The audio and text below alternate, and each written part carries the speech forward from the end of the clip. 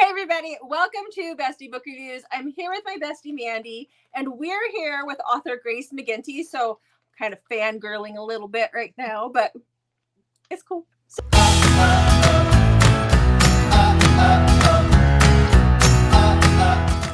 thank you for being here.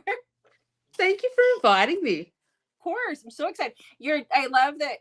So since you're in Australia, you are joining us from the future. So we do know that tomorrow we'll be here.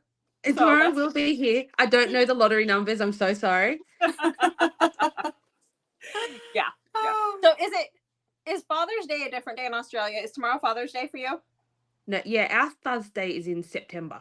Okay. The first. Oh no, the first Sunday in September. Yeah. Yeah. I know it's different in the UK, so I figured it was, but I just thought I'd ask. Yeah. So happy Father's Day to the American fathers. Yeah. Bought my husband a grill and then made him put it together for his Father's Day gift. So it's great. It's love and a little manual labor. That's how it works. Gets him out of the house. I was going to say, it gives them something to do. It's a gift for everyone. I get it. It really is. Yes. It keeps on giving. So, okay. You got the questions? Okay. So people who have watched our channel have definitely heard about your books.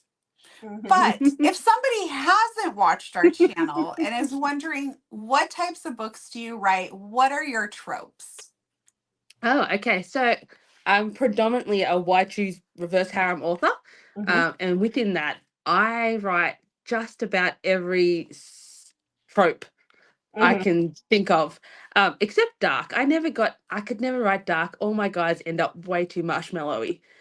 Yeah. Marshmallow is not a word, but it is today. It is. For dark romance. So, but I write sports romance. I write contemporary, but under that I write sports romance. I write new adult romance. I write rom-coms. I write cowboy romance.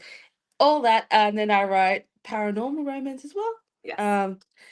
Everything from Omegaverse to shifters to vampires to anything my little brain can come up with and no one tells me is a bad idea. I'm like, let's write a book about it. So yeah, if you have a trope that you like, there's a small chance that I have a book for you. So yeah.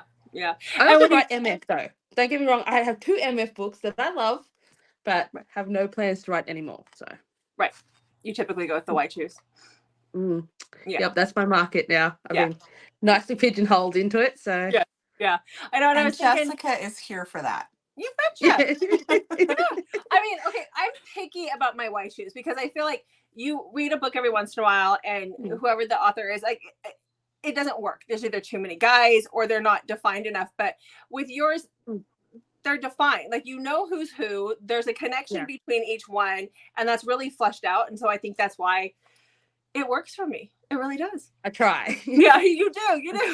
So I don't know. I was thinking she doesn't write dark, but I'm thinking like the guys, like when you were writing Dark River Days, the guys could have been dark. There's a few who could have, but the comedy, that's it. It just keeps it from being there. Yeah, and they just end up so nice. Like in Dark River Days, there's a guy who leaves her decapitated heads, and yet somehow it's cute and not weird. And I laughed my butt off.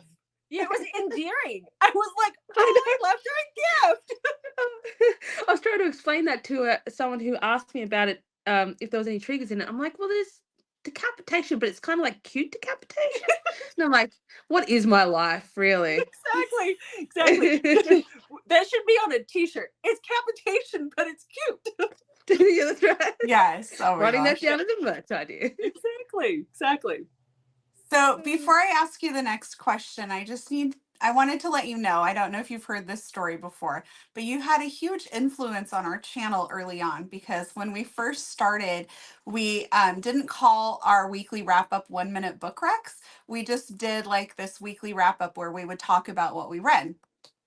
And Jessica read Sticks and Stones, and she loved it. And gave us like this 15-minute synopsis about the book. She was quoting like all the funny lines from it.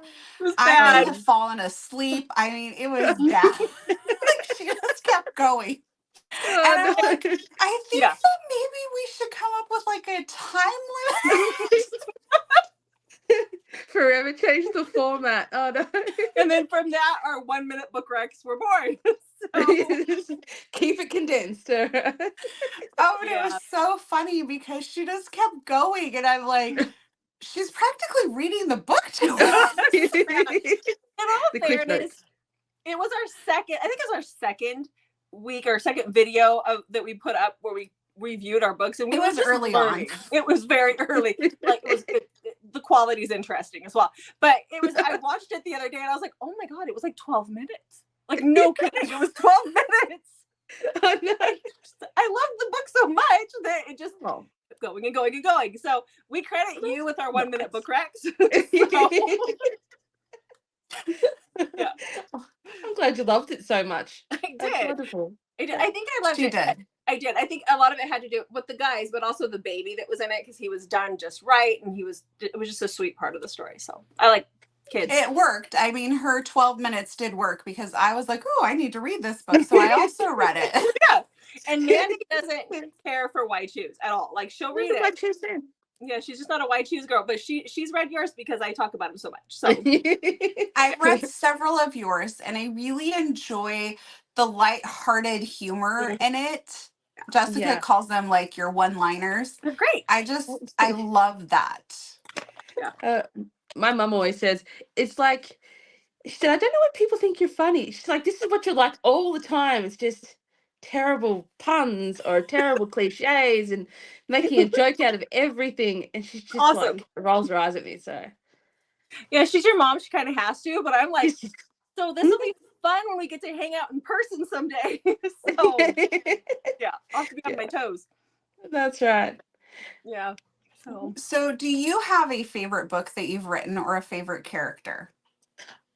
Yeah, I absolutely do. I mean, it's like your children. You're not meant to say you have favorites, but everyone always does. Mm-hmm. But if I'm allowed to say my favorite, I love Inside the Maelstrom. It's my favorite book. And not many people have read it. I think it was a hard book for me to categorize and pigeonhole into its place. But yeah, that's my favorite. And it's the one that when people read it, they reach out to me the most. Like, I think I get more reader interaction about that book than any other. Favorite character? That one's tougher. Hey, I love Rigby from Sticks and Stones. He is a very good boy. But also X from Dark River Days. I mean, he's the quintessential bad boy, but with a little soft heart and weird kinks. And then everyone loves that. Who doesn't love that? I mean, I love him. He's my favorite. Yeah. And how was that research for him? That was interesting. for X, yeah, that was I ruined my algorithm on TikTok for I bet you did. months and months. I'm like, oh my God, scrolling on. But yeah, no, it was fun. It was fun. Yeah. I went to the Smut Lovers conference in Orlando. Okay. Last year. And they had like hands-on shibari tutorials and stuff like that. And I'm like, this is how it works. Also found out not a Boy Scout. I would suck at it. But like I can appreciate the prettiness, basically. Whoever you tied up would fall down, like fall from the ceiling. Like, what's that? The whole thing just falls off. I'm like, well, you try. Yeah. It would really hurt that whole trust thing that you have to do it. They fall to the floor. Luckily, they're undead. So even if they fall from a great height, they'll be fine. They'll get over it. I love that. It's awesome. Yeah, I haven't read Into the Maelstrom. Isn't that the one that's supposed to be your most emotional book too? It has see, and this is why it never sells, because I struggle to explain it so badly. So it has a lot of mental health themes, which I think throws a lot of people off. But also, it's billionaire romance. You know, they travel the world.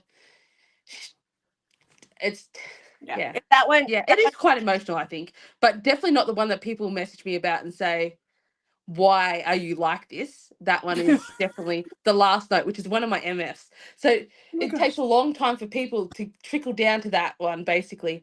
And when they inevitably always message me and say, why would you do this? You awful person. So okay. I know. I like it. Yeah. Part of me is a little bit evil and likes that, but still. Of course. Yeah. Yeah. I mean, I've seen a lot of comments on it on Facebook. So in Facebook. Yeah. Mm-hmm. Yeah. Jessica also messed up our TikTok algorithm. What did you do, Jessica? I We don't keep remember. getting things for this prison pen pal thing from Idaho Penitentiary. Jessica? Honestly, I don't know why it's in our TikTok algorithm, and it popped up, and I watched the video because the guy was really cute. I was like, this shouldn't be what it is. And then, it's a trap, Jessica. Yes.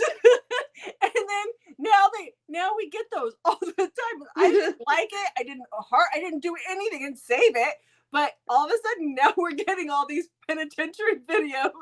I'm like, my iPhone is listening, so now all I'll get is penitentiary videos as well. Yeah. Well, when it's football season, Mandy messes up our algorithm on Instagram.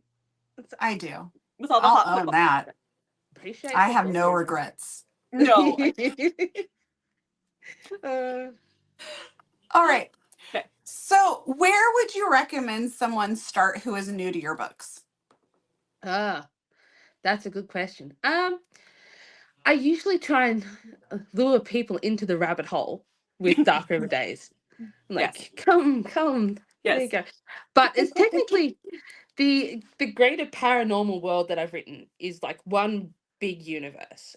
Didn't start out that way. I didn't intentionally make it one big universe. I just like to put little tiny Easter eggs in all my books. So like it'll just be a name that pops up, or when they call someone, it'll be a character from a different book. I like that because I like to check in on all my other characters. And then about 8 books in, I decided, why didn't I just join them all together? Terrible mistake. But so technically the first book in the entire series is a book called Hell's Redemption. No, The Redeemable in the Hell's Redemption series. So yeah, that's the very beginning. And it was my very first RH book back in 2017, which is quite a long time ago now. Yeah, and it's about a dying girl and the 7 deadly sins. And, you know, it's still, people still tell me they love it, even after all these years. So it's a place to start if you want to start at the very beginning. Okay. Did your Omegaverse, so Tris, are they included in that paranormal world? Because you didn't write that into that, right? No, Trist is separate from that. So Manix in that paranormal world, Trist stands alone because I got sick of writing in that paranormal world. And the new one, Tangled Threads of Fate, also separate. So I'm kind of done with that universe. I think I've got probably 2 more books, maybe 3, to write in it, and then it'll be done. And I don't know what I'll do with myself because it's been a long time writing in it. So the 2 you're thinking about, are they back in the Manix world or are they in something different? So the 2 that I'm thinking about, there's one in the Eden Academy world. So I don't know if you've read it, The Wolf Pups. So it's Christopher. Yes. In those. And Chasing Dawn, which is the sequel to Hunting Isla. With the bears. I read Hunting Isla, yeah, with the bears. And so that's the bears book. And they're the 2 that I've promised people, and so therefore I can't go back on. There is a possibility for another MC, maybe. You know, I never say never to any of these things because there's so many stories in there like that I could write. There's endless spin-offs and offshoots and prequels and that I could just write in that one universe forever if I really wanted to. Right. But, you know, I've had a break for a while now, so maybe, but after a while it got too complicated. I felt like a serial killer because I had to like keep the timeline right and all the connections correct, and I just did not have that attention to detail. I would make a terrible serial killer. Do you have a chart in your office with all the red string? Not anymore. I was literally at, I think, the 3rd Manix book, which is like the 12th or 13th book in that series, and I'm like, I really need to get someone to do a book bible because I couldn't remember. I was doubling up names. I couldn't remember like the rules I created, and I was like, I should have done this way back at the beginning. But no, Oh, I don't have any kind of charts. I'm so bad. I'm so disorganized. I'm such a pantser. But I write it as I go because if I know what happens in the end, I really envy these planning people. If I know what happens in the end, I get so bored and it just becomes a chore to write it. So like a lot of these books, I have no idea who the like in the first Dark River book, no idea who the bad guy was until like 3/4 of the way through the book, and I'm like, oh, that's who the bad guy is. And then I must have subconsciously been doing it because when I reread it for editing, I'm like, wow, that really seems sus the whole way through. So yeah. So yeah, so you're not one to plan out you don't have a, what do they call it? No plans, no plot lines. Yeah. I wish I did. I really like some days I wake up and think, why have I done this to myself? Staring at a blank page thinking, what's next? But I am getting better. Back in the beginning, I was terrible, but I am getting better. Well, so it doesn't feel like you're just flying by the seat of your pants. Like it always. Thank God. I would have never known. So it's like seeing Under the Head at Disneyland. No one's got any idea what's going on. So that's awesome. That's good. Can you share what you're currently working on or any upcoming projects that you have? Yeah, absolutely. So I'm currently working on the sequel to my new Greek mythology paranormal romance. So Tangled Threads of Fate. That was the first one, and I'm working on A Single Thread of Hope, which will be the end. It's just a duet, so it's the second book, and then it'll be finished. And that's what I keep telling myself because it's just 2 books. It says duet on the covers, and that's it. So I will make it work. But yeah, so I'm up to that. I'm halfway through. I've really enjoyed it. Like I was a Greek mythology girly when I was a teenager, and I've really enjoyed like throwing tiny little throwaway names. And if anyone wanted to research it, it would be like those not characters, but those myths exist. These people exist in Greek mythology or Norse mythology or Celtic mythology. Like, yeah, it's been really fun.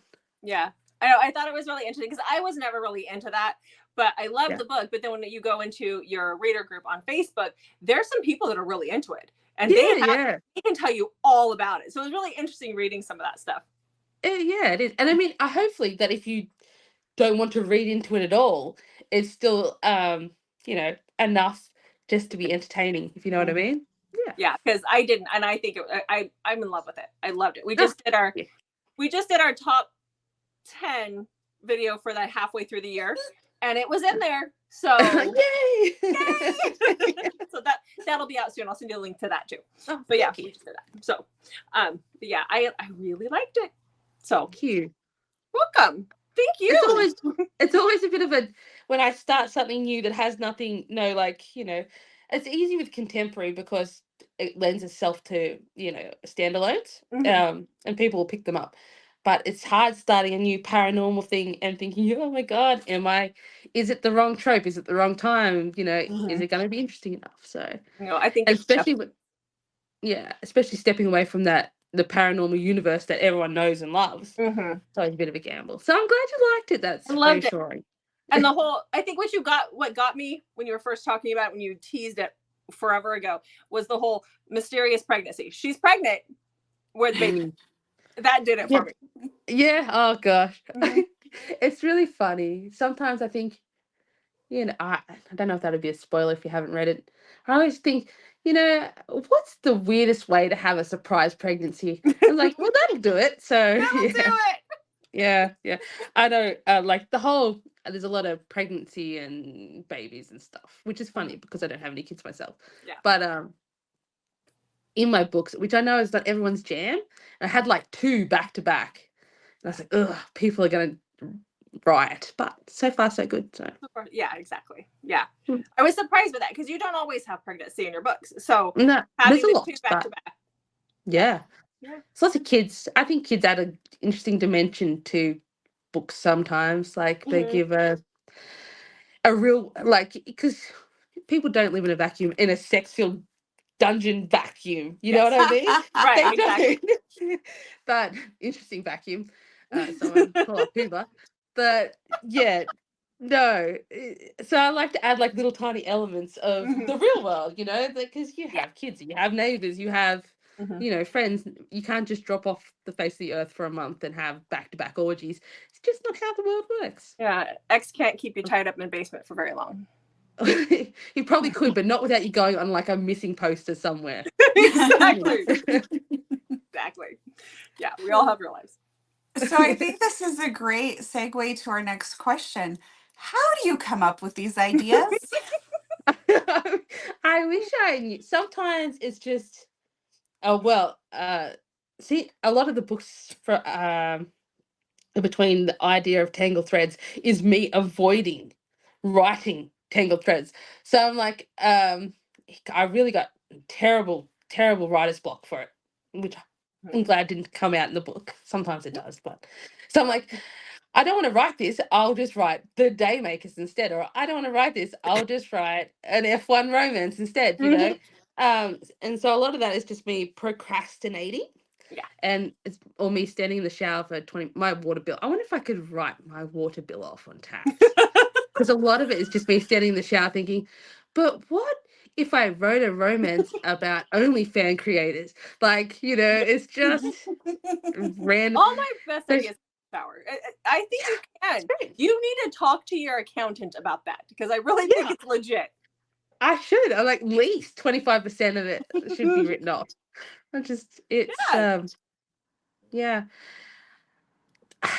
I don't know where they come from. Sometimes it'll be like TikTok, I'll be scrolling through some random video and it'll be like there's a hot and it's very attractive, I should say. I'm not, you know. Sex worker. His name's Reese something. And I'm like, maybe I should write one about, you know, a sex worker. And then it went from like, but how do I write that about a series of sex? And then it went on and on and on until it ended up OnlyFans, you know? And sometimes it's just tiny little kernels that tickle my brain. Didn't you come up with an idea for one, I can't remember which one, and wrote it like on the plane on the way home from a book signing event? Which one? Which one was that? The Daymakers I wrote in a month. That was me pitching it to Lexi Winston, which is my author little BFF. And I'm like, I don't want to write Tangled Threads of Fate. And she's like, what do you want to write? And I'm like, I want to write a rockstar romance. And I called it, and as much as I've denied that it had anything to do with Sleep Token, it doesn't. But it was actually Ghost. And I'm like, I want to write a masked band glory hole book. And she just looked at me and went, no. What? I'm like, no, stay with me. And so I plotted the whole thing out, and then I wrote it in like, I think it was like 25 days or something, the whole thing. And that's both procrastination and someone telling me no. Apparently, I'm just that person. I know, but it was so good. I love that one. And I didn't know about that band until you and I were talking afterwards. And I'm like, wait, where did you get the idea for the masks? And then you're like, oh. And it was, Sleep Token was having its time. Yeah. But I wasn't Sleep Token. It was the band Ghost. And they had this viral TikTok sound, Mary on a Cross, I think it was. Yep. And it was really catchy. And the guy was and they're very theatrical. I didn't want to go that way, but they're all masked. And I thought, oh, this is cool. And then Sleep Token come out. I'm like, well, this is the time to strike while the iron's hot. And it worked. People loved it. I loved writing it, obviously, but yeah. And you recently had a few books come out on audio. So do you have plans for more of them to come out on audio? I have such big plans. But so what Paper Heart and Daymakers is now out on audio, and they sound wonderful, sound great. Next is Sticks and Stones. They're starting to do that in production in July, I think. Okay. And then I have another booking, but I haven't quite decided what book it is for November. And I'm tossing up between Inside the Maelstrom and 8 Seconds to Fly, which is a bull riding cowboy romance. Love that one too. I think I like it. Your heroines are strong and sassy without being obnoxious, and especially in that world, right? Because they're strong heroines. They're in a man sport, right? Doing things that they're not expected to be doing, but it works. and it's so good. And it's not like it's, oh, that's unbelievable. No, it's totally believable. No, absolutely. There's definitely at least amateur female bull riders, and race car drivers and whatever else I've put into a little man's world. I think it's a line for all my female characters is that I want them to be strong, but not so strong that, especially in fields like that, where it comes off as, like they're up against the world, as, that they have to hate men, if you know what I mean. You can respect the other people that you are, competing against without it being like really adversarial. Yeah. But I try anyway. Yeah. Yeah. And they're strong without, like, I always say strong but not obnoxious, but part of that is they still need the men in their life to fulfill not to fulfill them, but just to sort of fulfill certain aspects. They all work together and it works out for them. I like that. Yeah, everyone needs a support system. The men. The men, that's right. Why one if you could have a whole team, Yeah. Hey, she's too much woman for one man, apparently. She needs more than one. Exactly. Sometimes the men have the men too. It's okay. That's right. That's right. Not in 8 seconds. 8 seconds is, but a lot, especially if there's like a bunch of guys. And I know this is why a lot of people don't like why choose a reverse harem, because it seems extremely unrealistic.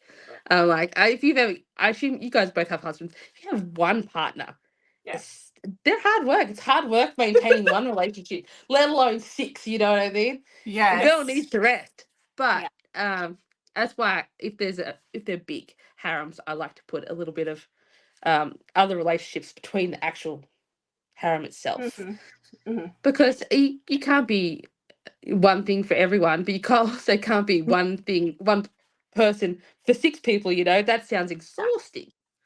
Absolutely painful. Exhausting. Very painful after a while. Right. The chafage, the UTIs, it'd be awful. The UTIs would be awful. It is not a spectator sport. No. I learned that in your book. No. No, it is not a spectator sport. That cracked me up. And I'm one that I always say I need V with my P. Like, I don't mind there being some MM, but I have to have it in a reverse harem situation where there is a female character. So, I mean, I like it. I like it when the guys have relationships too, but I need the girl there too. Yeah, absolutely. Yeah. Some of my books start out with like an existing relationship, but normally it's a little bit dysfunctional, if you know what I mean. Yeah. And the girl is magically the connection that they needed. Some romance is fantasy in its own way, even when it's contemporary. So. It's fiction. Yeah, and that's why life is far more messy than that. Exactly. But I try. Sometimes I get the balance wrong and I get yelled at, but sometimes I get the balance right, and it's just enough, It's great. Yeah. I couldn't imagine having more than one husband.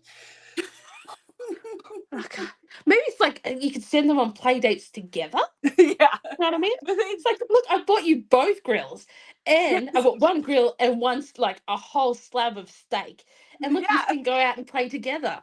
Maybe, But then somebody would get burned, and then I'd have to take them to the hospital. It would just be a thing because they'd instigate each other.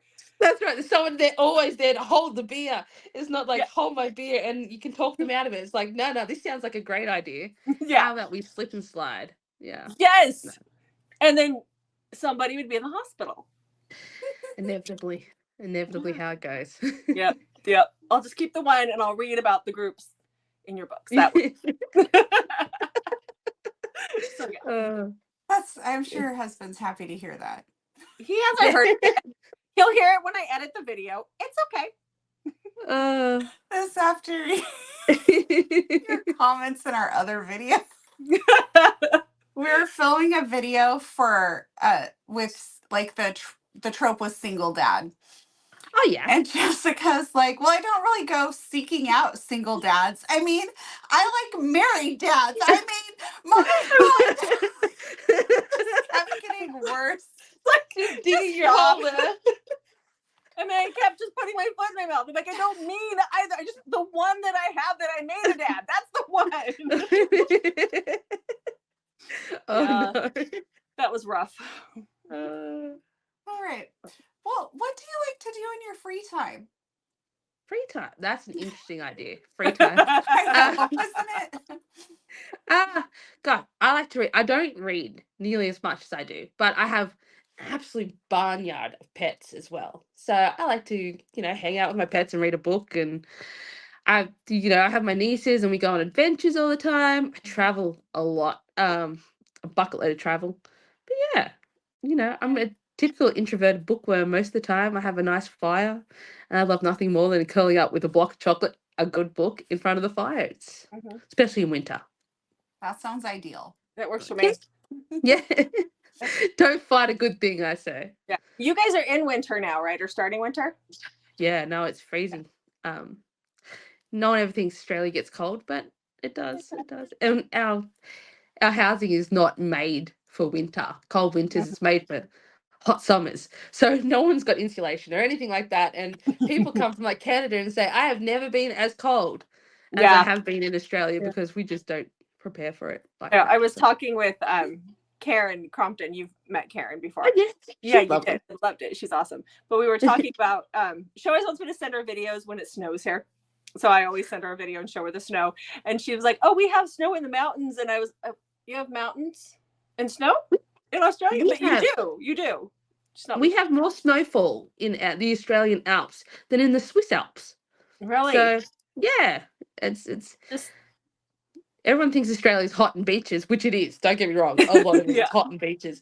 But we've got deserts and rainforests and, Alps and all sorts of things. It's like a one-stop destination. Yeah, but everybody thinks all Seattle does is rain. And yeah, it rains. It does. But it does. But it's not like that. I mean, where I live, it's actually way nicer than down in Seattle. We have nicer weather. We get lots of snow too. So, for Washington. So, for Washington. So, I've never been to the West Coast. I've stopped in LA, obviously. Yeah. On my way through, but I've never been to the West Coast. So I'm going to try and get to a West Coast sighting one day. But you have BB4E, right? Yeah. So that Canada, but that is like a half an hour from my house. It's because I'm right on the border. Nice. Yes. Nice. So you're coming to visit? We will be there. We will be. We will be there. So good. Yes. We will get to see you there. So yes. We have general admission, not VIP, because those sold out so fast. But I don't know. But Jessica had one job. No. And I made it work. And we'll talk about how I made it work later, okay? No, I was kidding. Mandy was on a field trip that day and had no service. And so normally when we go to buy tickets to one of these events, we're both on at the same time on the phone talking to each other and getting our tickets. Whoever gets in first gets the tickets. That was all on my shoulders. The pressure would have been there was a lot. That's so stressful. And they sold out within, I mean, like, you couldn't even get it. It was like that. They were gone. You couldn't. I know a lot of people couldn't even get in to get kicked out to get tickets. It was just like minutes, literal minutes. Yeah. So you did a good job. Well done. Thanks. We'll talk about it after the video. I'll tell you how I did. We have tickets though. We're good. We're good. We're there. We're going. Good. All right. So who are some of your favorite authors or favorite books? Yeah. That's a good question. So when I was younger, which probably explains a lot, I was a huge Anne Rice fan. Massive Anne Rice fan. Yeah. I was reading Anne Rice, and I remember I was in year 7, grade 7, and we do like this office duty thing. So once a year, you got to sit in the office and read, and they'd usually just send notes. And I was sitting up there reading Interview with the Vampire, and I remember the office lady going, "Is that age appropriate?" Didn't even occur to me that it wasn't, but it probably explains a lot about how I got to this. You know what I mean? Just expansively this. Awesome. But otherwise, gosh, in the RH world, there's so many great writers now. I remember back in 2017, there was hardly any reverse harem authors, and you were just like waiting and waiting and waiting for the ones that were there to produce books. But now Catherine Moon is my my fangirl one. Mhm, That's what, I love Catherine Moon. mhm. She's great. Man, so many. Mary Bright. I love Mary Bright. Yep. God, you put me on the spot. Who else Sorry. do I love? I love Mariana Zapata. She's MF. Mariana Zapata and Lucy Score. And who else have I been reading lately? Ali Hazelwood. I read Yep. Bride. Did you guys read Bride? Very good. Yeah. I'm Yeah. very much a mood reader though, if you know Oh, what I mean. Oh, yes. Mhm. We are too. Yeah, big time. I have to be in the right mood for every Yeah. book. Absolutely. Yeah. Yeah. Which is why I read, like, I go to such crazy extremes. Like, I can read a paranormal reverse harem with weird monster peen one day, and the next day I'm like this little nanny book. You know what I mean? So it's just one extreme to the next. So yeah. Not a small town single dad or Yeah. orcs. You know, there's no middle ground. Yeah. That is what I do. Yes. You gonna write an orc book anytime soon? I wish. No, not anytime soon. Mhm. Manix was my attempt at monster romance, and I think they're kind of I monstrous, loved it. but yeah, I really, really liked Mannix because it was a different take on the shifters, and it was just yeah. I really liked that. Yeah. It was fun. It was fun to come up with. People ask me, so like, can you describe what a Mannix looks like in like their shifted form? And I'm like, I keep trying to get artwork commissioned for it, and every time I'm like, yeah, no, that's not right. And like, so they're gonna have like little mouse ears, but like big Yep. scales, penguin scales, and they're like, I don't know what drugs you were on when you came up with this, but so yeah, I mean, Yeah. and the whole MPreg thing, it was a wild experiment to see how far I could go Yeah. before So people got weirded out. I bet because Mannix is the only series of books that I've read with Mpreg. That's not typically something that I mean, I guess apparently it's an Omegaverse if you have like an MM Omegaverse or whatever, but normally I read, either Reverse Harem or MF Omegaverse, so I haven't come across it except for in Mannix, and I was like, is this doing it for me? This is doing it for me. Am I into this? Look into this. I came across this the other day. We did an interview with LV Lane, but she has in her series she has this centaurs, like the centaur in my forest and the centaur whatever. And I was reading that, going, I might be into this. Am I into this? So now Mandy and I are gonna read one together and do a vlog. So LV, like, she's such a nice person, and she's so good. She's like the godfather of Omegaverse, I reckon. Yeah, she's so great. Yeah. But yeah. Did you It's ever? weird. Pardon? Have you ever met her in person? Maybe in passing at one of the conventions, but I've never had a sit down chat with her. Yeah. But we were in like the Omegaverse groups, like all the authors have little like subtrope groups in the background talking to each other and how to, is this too weird, basically? And the answer is never yes. This is never too weird. Yeah. But yeah, I was so gonna I've say, chatted don't there. let Jessica in that group. She'll really encourage the heck out of that. I think authors like Chuck Tingle and Vera Valentine are like a proof that you can never really be too weird. It's just you just got to expand your mind. Exactly. And I mean, look at what Ruby Dixon did with those aliens. Like, you would think blue aliens that live on an ice planet would just be weird. People eat it up. They love it. Except for you, Mandy. Aliens. Except for Mandy, not a fan. I mean, I like them. Ruby Dixon, the Ice Planet Barbarians. Yeah. But there's so many good ones. Who else writes a really... Jasmine Walt, I think her name is Jasmine Walt, does a really great sci-fi. Yeah. Let me write that one down. I knew it. I'm like, Jessica's going to write this down. Actually, I have it on video. I don't have to write it down. I'll just there you go. As you're editing it, you're like, write that one. Yeah, because I like it. And Mandy will be like, oh, okay, here we go again. Mandy's read a couple, and she will read some when I put them out there. Like, this is really weird, but you have to read it, because every once in a while, we do our Convincing My Bestie series where we have to convince the other to read in a trope they don't normally do it. And normally and I read this stuff that's a little different. And so typically when our viewers are like, we want to see this, then I have to bring it up to Mandy and be like, okay, they're asking for paranormal, so are you ready? And then she never hates it. She does it. No. She likes it typically. Yeah. I just don't really seek it out. No. Yeah. Sometimes it's good to venture outside, what you like, but you Mhm. don't have to live outside the box all the time. It's like a little vacation. Yes, exactly. So, all right, what else you got? Okay, so my next question would be, will we see you at any author signings? So we talked about BB4E. Do you have anything else coming up? Next year I am everywhere. Like, I'm everywhere. So what have I here? I'm looking at my big calendar on the side. So I've got a couple of Australian ones. Okay. I've got Babe. I've got Witchy in New Orleans, Getting Witchy with It in New Orleans. Rare in London, BB4E. Yep. One I can't mention yet because it's still up in the air, but hopefully, it's in the US maybe. We know what you're talking about. Is it on the East Coast? It is on the East Coast. It's on the East Coast, and it's we'll talk about it afterwards. Okay. Yes. But yeah, a bunch of in Australia, Rare Melbourne, which is also in Australia.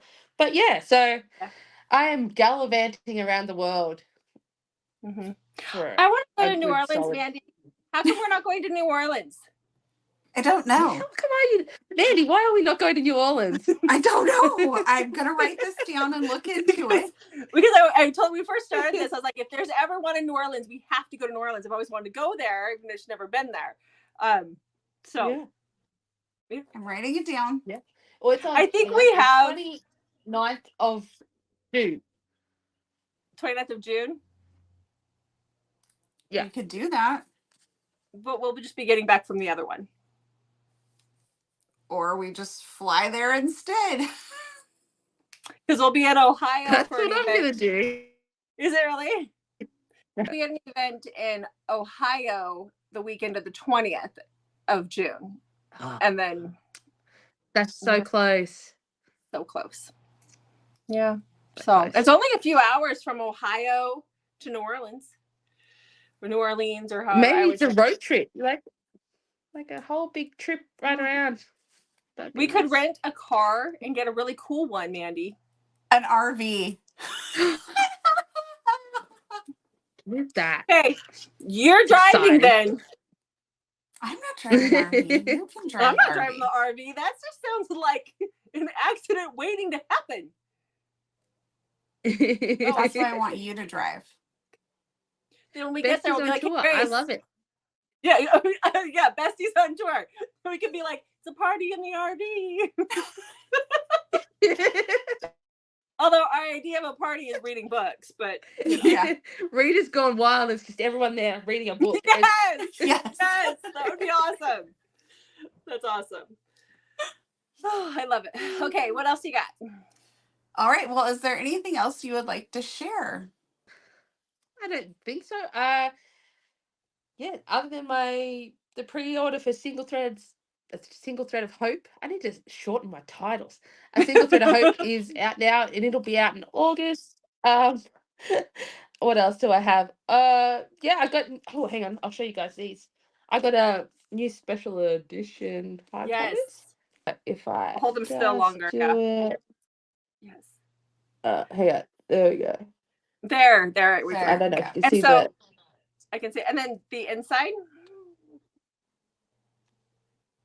That's what I want is the inside. I feel like, do I need stripping music for this? Yeah, can you see it, Mandy? Yes. There you go. I want which yes. one?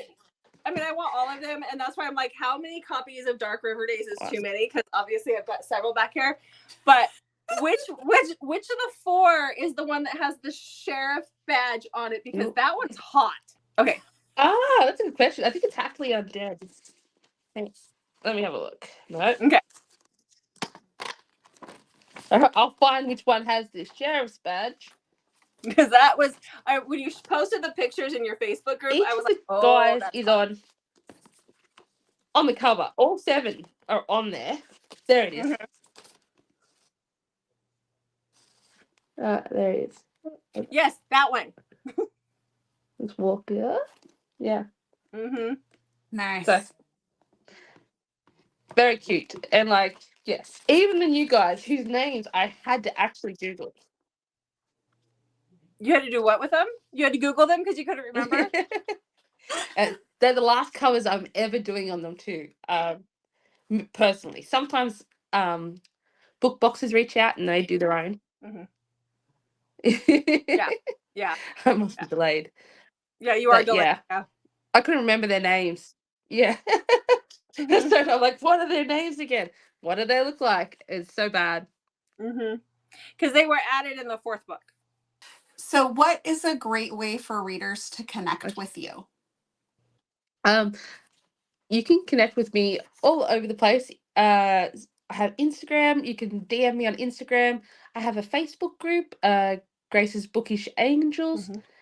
There's lots of people there, lots of, you can chat, there's spoilers, there's giveaways. It's where I announce most things is in the group. I also have TikTok.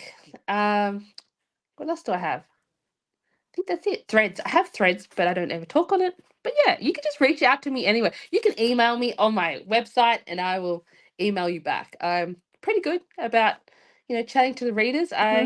You guys are the reason that I'm here and I am where I am. So if you email me, I'll definitely email you back. If you message me, if you have any questions, want any spoilers, just want to yell at me about something, I mean, here for it. So